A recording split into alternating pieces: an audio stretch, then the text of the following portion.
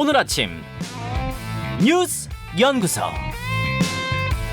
오늘 아침 뉴스의 맥을 짚어드리는 시간 뉴스연구소. 오늘도 두 분의 연구위원 함께합니다. CBS 조태임 기자, 뉴스톱 김준일 대표, 어서 오십시오. 안녕하세요. 예, 이른바 블랙리스트 의혹과 관련해서 백운규 전 산자부 장관 구속영장이 밤사이에 기각됐어요.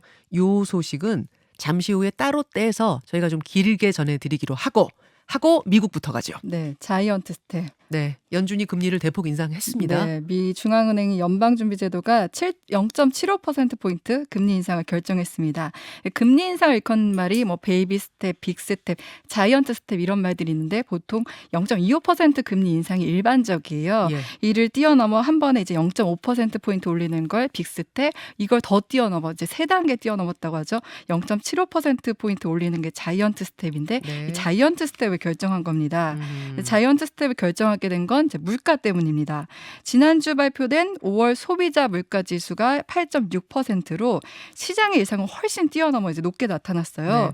41년 만에 최고치라고 합니다. 이때부터 이제 빅 스텝을 넘어 자이언트 스텝으로 갈 수 있겠다 이런 전망이 힘을 얻었었는데요. 그렇죠. 0.75%포인트 금리 인상은 1994년 이후 28년 만입니다. 네. 제롬 파월 연준 의장은 다음 달에도 금리를 0.5%포인트 또는 0.75%포인트 올릴 수 있다고 말해서 이제 연쇄 자이언트 스텝 가능성도 배제하지 않았습니다. 이제 그렇죠. 그만큼 물가를 잡겠다는 뜻을 이제 강하게 밝힌 겁니다. 밤사이에 미국 주가는 어때요? 미 증시는 이제 이런 발표에도 불구하고 오히려 안정적인 모습을 보였어요. 불확실성이 해소됐다 그런 네네, 건가요? 맞습니다. 이제 다우 지수는 어제 1%포인트, 그리고 S&P 500 지수는 1.46%포인트, 나스닥 지수는 2.5%포인트 급등했습니다. 아마 이제 물가가 안정적일 것이라는 기대감이 반영됐다는 분석과 또 혹자는 이제 1%포인트까지 오를 수 있다는 전망도 있었는데 이거보다는 낮기 때문에 좀 안도감이 반영됐다는 분석도 네. 나옵니다.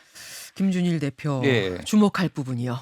일단 아까 전에 얘기했듯이 소비자 물가 뛰고 있고 또 미시간대 소비자 심리지수 조사를 보면은 네. 앞으로 5에서 10년간 기대 인플레이션이 3.3%다. 이게 2008년 이후로 가장 높다라는 거예요. 네. 계속 이제 인플레이션이 있을 수 있다라는 생각이 있으면은 분명히 이제 더 긴축을 할 수밖에 없는 그런 상황이에요. 그래서 이제 지금 이달 1일부터 지금 자산 축소가 시작이 됐거든요. 이게 뭐냐면은 만기가 돌아오는 채권 네. 이런 것들을 지금 재투자를 하지 않고 다 이제 연준이 이제 가지고 있다라는 거예요. 아하. 그러니까 지금 이달에만 475억 달러 자산이 지금 만기가 돌아오는데 이거를 자산을 축소한다라는 얘기는 결국은 이제 돈 안 푼다. 돈을 안 푼다는 시중에. 얘기죠. 그러면 이제 어쨌든 인플레이션을 잡겠다라는 거고 이제 경기 침체 가능성이 굉장히 높아졌다라는 건데 문제는 한국은행입니다. 그렇죠. 한국은행 지금 미국은 이제 이 기준금리가 이제 범위로 되거든요. 그래서 1.5에서 1.75가 됐어요. 근데 네. 지금 하는 기준금리가 1.75입니다. 그러면은 같아요. 그러네요. 그러니까 문제는 지금 이제 다음 달에 이제 열리잖아요. 그러니까 연준 같은 경우에는 이게 매달 이제 기준금리를 올릴 수 있는데 한은 같은 경우에는 이제 2달 간격 정도로 이제 올리거든요. 그러면은 다음 달에 이제 미국 연준이 금리를 많이 올릴 경우에는 한미 금리가 역전이 될 가능성이 얘기가 나오고 있어요. 그러니까 다음 달에도 지금 빅스텝 얘기가 나오고 있거든요. 0.5%포인트 네, 이상 올린다. 네, 미국이. 그렇게 될 경우에는 이제 소위 말해서 미국이 더 기준금리가 높으면 한국에 투자됐던 외국인 자본들이 썰물처럼 빠져나가고 주가가 폭락하고 그리고 또 이제 환율이 더 오르면은 수입 물가가 더 오른다. 이런 딜레마에 있는 거예요. 그래서 할 수 없이 금리 역전 막기 위해 우리도 금리를 올릴 수밖에 없는 거고. 근데 그렇죠? 문제는 예. 가계 부채가 지금 너무 많다라는 예, 거예요. 1분기 말 기준으로 이제 1,859조 원 가계 부채가 있는데 네. 이게 1,900조 원 정도 되죠. 네. 이게 금리를 한국에서 1%포인트로 올리면은 가계부채 이자 부담이 13조 원이 늘어납니다. 맞아요. 예, 13조 원이 늘어나면은 이게 이제 지금도 굉장히 힘든 코로나 때문에 힘든 이제 자영업자들 많은데 굉장히 어떻게 할 거냐 이 문제 그래서 굉장히 어려운 딜레마에 빠졌다 지금 그렇게 볼 수 있을 것 같아요. 네, 근데 진짜 우리 정부 고심이 깊을 수밖에 없는 게 사실 우리도 지금 물가가 문제잖아요. 그렇죠. 그래서 정부는 지금 상황을 비상 상황으로 인식을 하고 있어요. 오늘 정부는 이제 향후 5년간의 경제 정책 방향을 설명하는데 일단은 물가 안정을 최우선 목표로 할 것으로 보입니다. 그래서 지금 거론되는 게 유류세 인하폭을 대폭 확대할 것이다. 네. 이런 얘기가 나오고 또 얘기가 나오는데 나오는 게 이제 기업 투자를 늘리기 위해서 규제를 완화하거나 법인세를 인하하는 방안 등이 담길 것으로 전해지고 있어요.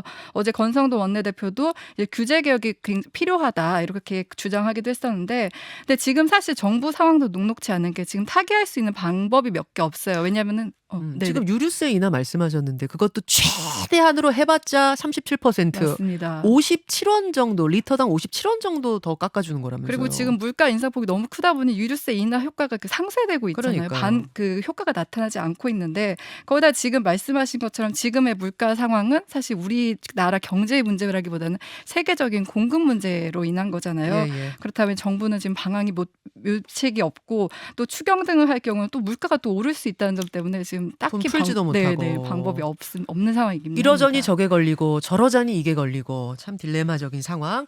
어제 당정 대통령실이 같이 논의를 했고 오늘 그것들 바탕으로 해가지고 경제정책을 발표한다는 거죠. 경제부처에서. 네. 그 내용 가지고 내일도 한번 깊이 있게 다뤄보죠. 그 다음으로 갑니다. 방탄소년단 챕터 2. BTS가 네. 단체 활동은 이제 잠정 중단한다고 밝힌 게 그제 밤입니다. 근데 저는 이 소식이 이렇게까지 큰 소식일까? 솔직히 처음엔 그랬는데 오늘 아침 조간신문에 모든 조간신문의 일면 기사 네. 거기다가 세 개 뉴스들이 다 타전을 했어요. 맞습니다. 예. 그만큼 방탄소년단의 영향력이 어마어마하다는 거죠. BTS가 이제 공식 유튜브 채널을 통해 휴식을 선언했는데, BTS가 이제 2013년 데뷔 이후 올해까지 9년 동안 쉼없이 달려왔다. 네. 좀 개인의 성장과 성숙을 위해 잠시 쉬어가겠다 이렇게 말했습니다. 네. 근데 말 그대로 단체 활동 중단일 뿐 바꿔 생각하면 개인 활동을 이제 시작하겠다는 뜻이기도 합니다. 멤버들은 이제 현재 겪고 있는 고충 등에 대해서도 좀 가감 없이 밝혔는데, 방향성을 잃은 것 같다. 또 K-팝 시스템에 대한 문제도 얘기했는데, K-팝이라는 것도 그렇고 아이돌이라는 시스템 자체가 사람을 숙성하게 놔두지 않는다 이렇게 털어놓기도 했습니다. 이제 소속사는 방탄소년단이 팀 활동과 개인 활동을 병행하게 된다고 밝혔고요. 제이홉을 시작으로 이제 솔로 활동 본격화할 것으로 보입니다. 말씀하신 것처럼 외신들도 주요 뉴스 또 속보로 전하면서 여러 분석 기사를 내놨는데요. 네. 워싱턴 포스트는 충격적인 보도다. BTS는 2013년 등장 이후 영향력 그 자체였다. BBC는 K-팝을 넘어 세계 가요계와 대중문화 분야에 큰 파장을 미칠 것으로 보인다. 이런 반응 등을 내놨습니다. 네. 오늘 2부에서 BTS 전문가와 조금 더 깊이 있게 인터뷰를 다루긴 할 텐데 일단 좀 짚고 가죠. 김준일 대표. 예. 저는 이거를 보면서 예전에 서태지와 아이들 은퇴 선언이 생각이 났어요. 앨범 4개 내고 92년에 데뷔해서 이제 96년에 은퇴 선언했는데, 그때 은퇴 선언문에 보면은 이런 얘기가 적혀 있었습니다. 창조의 고통을 들지 않을 수 없다라고 얘기를 한 거예요. 그래서 굉장히 4년을 했는데 한 10년 이상 한 것 같다 이런 얘기를 했거든요. 완전히 번아웃, 예, 예. 탈진했잖아요. 그러니까 서태지 같은 경우에는 그 당시에 굉장히 뭐 국악도 접목하고 네. 락도 접목하고 하면서 굉장히 장르적으로 굉장히 뭐 새로운 걸 개척을 했잖아요. 그러니까 사실 이제 이 BTS 같은 경우에도 본인들의 음악, 본인들의 가사를 집중적으로 얘기를 해서 기존의 K-팝 시스템의 장점도 흡수를 했지만은 또 자기들의 얘기를 한다고 해서 굉장히 열광을 받았는데, 맞아요. 문제는 이제 최근에 어떤 행보들이 상당히 이제 그거하고 배치됐다라는 거죠. 그러니까 다이너마이트 같은 경우에는 영어 가사였는데 이게 영국 작사 작곡가가 써준 거였거든요. 네. 왜냐하면 영미권을 공략하기 위해서. 그 다음에 나온 게 버터, 퍼미션 투 댄스, 이거는 소위 말해서 버블검 팝이라고, 그러니까 좀 말랑말랑한, 그러니까 진짜 아이돌 같은 거죠. 근데 이게 본인들의 방향성에 맞느냐. 그래서 멤버 그 리더 RM이 어떤 메시지를 던지는 게 중요한데 그런 게 없어진 것 같다. 무슨 얘기를 해야 될지 모르겠다. 그러니까 본인들은 아티스트인데 계속 이제 시스템 안에서 이제 움직여야 되는 이런 이제 고충을 얘기를 한 거예요. 랩 번안하는 기계가 된 것 같다 이런 얘기도 했고, 내가 어느 순간 쥐어 짜고 있더라 가사를 쓰기 위해 뭐 이런 얘기하더라고요. 그래서 이게 참 아이러니한 K-팝 시스템의 어떤 수혜를 많이 보기도 했잖아요. 근데 거기에서 벗어날 수가 없는 그런 상황이고, 또 하나 이제 제가 생각난 거는 옛날 비틀즈가 1962년에 결성돼서 1970년에 해체했거든요. 8년만 되게 비슷해요. 기간도 비슷하고, 그때 레릿비 가지고 활동하는데 최정상에서 해체해 버렸습니다. 그때 이제 음악적 견해의 차이 이런 것 때문에 각자 활동을 했거든요. 예. 근데 여기는 K-팝 소속사가 있으니까, 강한 소속사가 있으니까 해체는 안 하고 각자 음악적 활동을 하는 걸로 이제 정리가 된 거죠. 그래서 이게 이 영상이 또 화제가 됐는데 이게 사실은 지난달에 찍었다고 합니다. 아니 사실은 이게 전 라이브 라이브인 줄 알았어요. 라이브고 같이 이제 술도 한 잔 기울이면서 회식하는 분위기길래 그냥 회식을 하다가 얼떨결에 속사정 이야기한 건가? 그랬더니 그게 아닌 거예요. 녹화였어요. 그렇게 얼떨결에 하기에는 자막이 너무 예뻤어요. 너무 공들여서 만든 티가 났어. 네. 이게 이제 기획사에서 같이 만든 거예요. 사실은 방시혁 이제 대주주가 예전부터 K-팝 시스템 문제 많다 이렇게 비판을 많이 해왔거든요. 그런 거에 대해서 간접적으로 이제 비판을 한 거고, 또 하나는 이제 멤버들 군대도 가야 되기 때문에 그 부분은 이제 개인 활동으로 자연스럽게 전환할 수밖에 없다. 이것까지 조금 고려를 한 것으로 보입니다. 자, 어제 소속사인 하이브의 주가는 25%포인트 하락했습니다. 2조 원이 증발했습니다. 경제적으로 미치는 파장도 굉장히 큰데요. 2부에 더 짚기로 하고 세 번째로 가죠. 누리호 발사 연기. 누리호 오늘 발사 예정이었는데 네. 또 연기가 됐는데 네. 이번에는 뭐 날씨 이런 게 아니에요. 네, 이번엔 기술적인 문제로 연기가 됐습니다. 예. 어제 상황 타임라인별로 이렇게 짧게 정리해 보면요. 어제 오전까지만 해도 이제 발사 준비가 순조롭게 이뤄지고 있다 이렇게 보도가 나왔었거든요. 그런데 오후 2시쯤 이제 그 마지막 단별로 이제 센서 점검을 실시하는데 이 과정에서 이상이 감지됐습니다. 누리호 1단에 산화제 탱크가 있는데 이 산화제를 측정하는 감지기, 이 센서에서 이상이 발견된 겁니다. 그러니까 산화제라는 건 액체 산소를 의미하는데 네. 우주에서 산소가 없기 때문에 이 산화제가 필수적입니다. 연소되려면 네네. 기름이 타서 이게 쭉 가려면 추진력을 받으려면 지난번에 1차 실패했을 때도 이 산화제, 산화탱크 문제로 끝까지 연소가 안 돼서 성공 못한 거잖아요. 네, 이번에는 근데 산화제를 측정하는 센서의 문제였던 겁니다. 그래서 이제 이 얼마나 산화제가 들어가는지 측정을 하는 게 중요한데 이 센서가 비정상적으로 측정되면서 이제 일단 보류를 하게 된 거고요. 네. 예, 지금 현재로서는 언제 발사되기 말하기는 어려운 상황입니다. 그러니까 어느 부위가 문제인지에 따라 기간이 달라지기 때문인데요. 일단 누리호는 조립동으로 다시 이동해 분해를 시작하게 됩니다. 누리호 예비 발사일은 다음 주 목요일 23일까지인데 그때까지 발사를 못하면 국제사회 통보 절차 등을 거쳐야 하기 때문에 네. 다시 날짜를 정해야 되는데 지금 장마와 또 태풍 변수가 또 있습니다. 날짜는 못 정한 상태고 그 브리핑하는 걸 보니까 뭐 구조적인 또 설계상의 문제는 아니다. 그러니까 크게 걱정은 하지 마십시오. 이렇게 이야기는 하는데 좀 아쉬워요. 사실 오늘 일부에 저희가 이 뉴스 전할 수 있을 줄 알았는데 말이죠.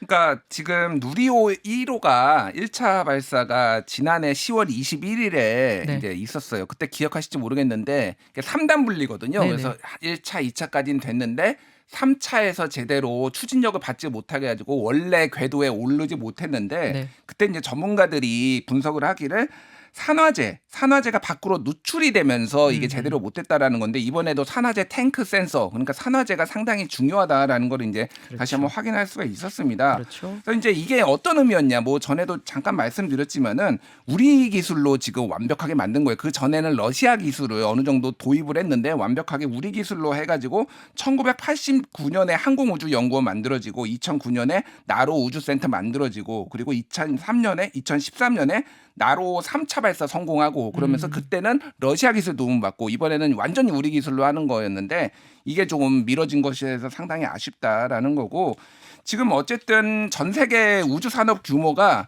2020년 기준으로 530조 원 정도 됩니다. 굉장히 커요. 근데 이게 계속 커진다고 합니다. 근데 한국은 지금 그 경제 규모에는 맞지 않게 굉장히 좀 작은 상황이거든요. 3조 2천억 원, 1%도 안 돼요. 그래서 이거를 좀 많이 키워야 된다 이런 얘기들이 많이 나오고 있습니다.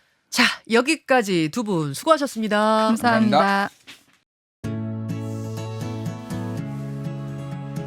김현정의 뉴스쇼는 시청자 여러분의 참여를 기다립니다. 구독과 좋아요, 댓글 잊지 않으셨죠? 알림 설정을 해두시면 평일 아침 7시 20분 실시간 라이브도 참여하실 수 있습니다.